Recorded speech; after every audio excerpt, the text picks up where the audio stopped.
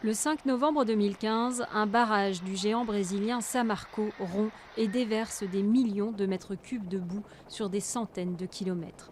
19 personnes meurent, des villages sont rayés de la carte, 8000 familles sont touchées.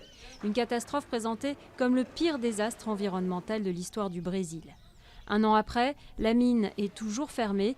Les ouvriers de Samarco s'activent à réparer les dégâts et surtout renforcent un barrage plus important encore que celui qui a cédé.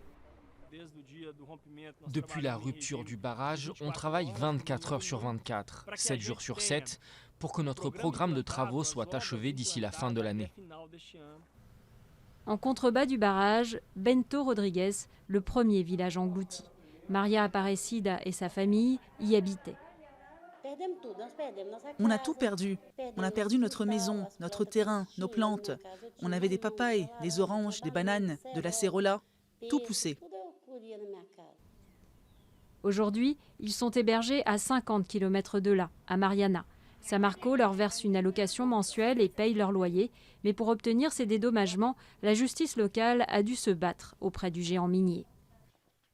Aucune indemnisation, reconstruction de village ou achat de terrain n'ont été faits spontanément par l'entreprise. Il a fallu des procédures judiciaires pour qu'elle reconnaisse tous ses droits. Samarco a promis de reconstruire les villages touchés. Les 236 familles de Bento Rodrigues ont choisi le lieu du nouveau Bento. Pour l'instant, il n'y a qu'une plaque à cet endroit. Maria Aparecida s'impatiente. Elle se rend régulièrement aux réunions de victimes du barrage. Mais ce qu'elle veut surtout, c'est que la mine rouvre. Les gens souffrent à cause de ce qu'ils ont perdu, de l'état dans lequel on est. Cela n'aurait pas dû arriver. Mais d'un autre côté, il faut que Samarco travaille. C'est la mine qui fait vivre cet endroit.